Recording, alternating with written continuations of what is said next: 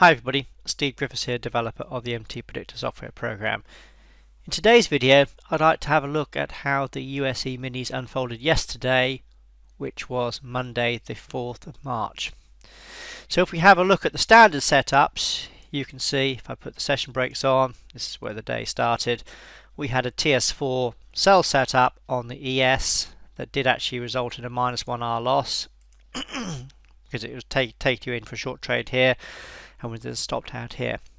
This is an important lesson in that in all trading, losses can and do unfold.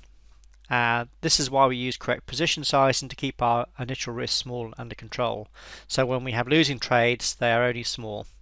There was a history triangle here which would have produced another losing trade for standard traders, but we'll see how this fits in with the larger degree trend, which I'll be looking at in a few minutes time. Look at the other markets. We also had a sell set up on the NQ here, which did go down very nicely. Didn't quite reach its first target, but again I'll be having a look at this in a minute. Russell Index, very quiet day there. The YM, which I want to look at in detail as well, again had a TS4 sell here that also didn't reach the first target. But I want to have a look at what was happening as the market was coming down into this time here, which was at around the 12:30 time New York. In particular, I want to look at this on the ES. Now this is the 12:30 time here. If I just put a vertical line here so we just remember where we're talking about 12:33 at this low here. Now what we do with MTPredictor is when you first come into the software, we use the STF color to define the large degree trend. This is just an easy way, so you get an easy color-coded indicator to give you the idea of the larger degree trend. But as professional traders, we know that any indicator, and this is the same for literally any indicator, it will always be lagging and therefore will be late in recognizing a new change in trend. You can see here the STF didn't go black or blue till after this low was in. So for advanced traders, we have what we call leading indicators. In other words, they're there in advance, ready for you to anticipate areas of future support and resistance. Now for this, we go up to the larger degree chart, and here we are on the 15-minute chart. Oops, I'll just clear this off. Now what was interesting, well, here's the same 12:30 low. You can see, in fact, I'll just change the color of that. So we just make it something a bit different. Let's make it that kind of color. There we go. So that's that low there, and you can see that after that 15-minute bar was complete, we actually had an automatic TS3 buy set. I'll just take that out of the way so you can see what's going on. We had an automatic TS3 buy set up, so that helped confirm that at this 12:33 low there was indeed a larger degree trend change and the market was going up. But of course you didn't know that TS3 buy setup was there until after the 15-minute bar had completed. So of course what we need to do is anticipate that in advance, and for this we use our DPs. Now we had a training webinar yesterday, and John Mattison was reminding people that as new swings unfold during the day, which did as the market unfolded up here, you get new pivots, and there was one unfolded at the low of the morning there just after it opened. You then have to place your DPs on the charts as the new pivots are formed. So if I do that now, can you see how this projected this area out in advance? Now that's the important point, is that this 15-minute decision point support zone was on the chart there in advance. In other words, well before the market even got down to that level. So it had this level there waiting for you, or waiting for the market. So that helped anticipate the area there where that TS3 buy setup unfolded. Remember, that was at our 12:30 time zone. So let's now move down to the 3-minute chart and see how that would have helped.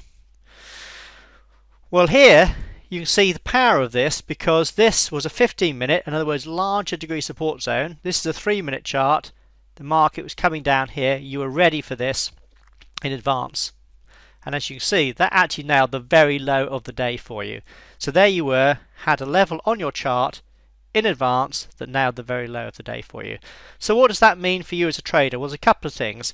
First and foremost, because it came in here at a 15-minute support, you could decide, I'll just take that time off now. We know what that is, 12.33. You could say, right, okay, now I want to take a long trade here. I mean, the best thing would have been if this had been a VSA setup. If it had been, then this would have been absolute Christmas and would have been all over this one, and it would have been a really obvious trade, but it wasn't. So for an aggressive advanced trader, you could have looked to go long off this, knowing that this was at large degree support. Your initial target would probably move back to the DP here off the start of the prior swing, which would have been off this pivot, so you could have set up a trade like this. Now, of course, after you're in this trade and it started to go with you, you would have then had the confidence to know that the 15-minute chart had posted a TS3 buy setup. Therefore, you are now in the direction of a larger degree long up move and had the confidence to take that trade. But I wanted to show you how you could have anticipated this in advance. Right, let's go back to the 3-minute chart. Standard trade management guidelines would say as soon as you reach the first target, which you did here, you come down to look at the STF. The STF was strong, in other words, beyond our grey strength barrier, line there. Therefore, you'd have used the ATR stop, which is our little red dots here, to manage this trade, and that would have kept you long just there because we didn't quite catch that low.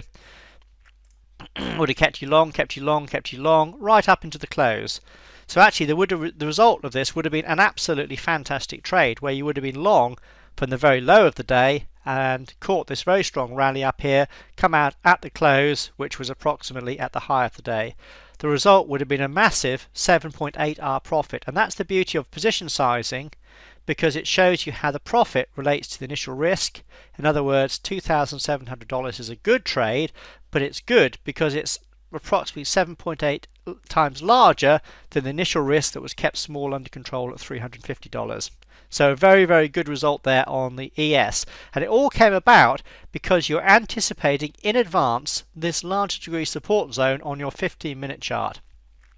How could this knock on to some of the short trades we saw on some of the other markets? Well, we know this is our 1230 low. So if we go back to, say, the YM, for example, that's our 1230 low coming in here. So what do we know about standard MTPredictor trade setups if you're an advanced trader? Well, what I teach is if the market doesn't get down to the first target, then an area where it's likely to fail, we'll say, or reverse or not carry on, is the DP from the prior wave B low. So we go back to the prior wave B low, which was here. Right mouse click, put our decision point on. This would be our area of minor support, we could call it. So as you can see, this actually caught this low beautifully before the YM reversed and came up. Now we know that the ES is the boss. We know it's the one that tends to lead the market. So knowing that the ES was coming into major support at particularly this 12:30 time, and then more importantly, knowing that the ES was actually making a larger degree TS3 buy setup on its 15-minute chart, would have given you the confidence the markets were then going to rally. So therefore, if you were short on the YM, you should then start to bring your stop a little bit closer to the market and have locked in possibly a couple of hour profit, in other words a 2-hour profit. Same for the NQ. If you were then short and the market was going down there into this support zone, start to bring your stop a little bit closer. If not, trailing at the bar highs, then at the very least perhaps using the ATR stop again to lock in a small profit. So hopefully this has been a good example of not only how to use the 15-minute chart for large degree support and resistance, and in this case yesterday it allowed you to anticipate the very low of the day on the ES, but then how to then use that to uncover a potential long trade, which as you can see produced a very, very nice trade off the very low of the day for a massive profit on the ES. But then it also allowed you to then manage the short trades that were on your other markets here, knowing that the ES was coming into major support around this particular zone here. So a good way of actually helping you manage trades on some of the ES markets, as well as using the 15-minute support there in advance that, as you can see, nailed the very low of the day in the ES. But the important point is this was on the chart in advance, in other words a leading indicator, and had you ready for this this support zone before the market even got there.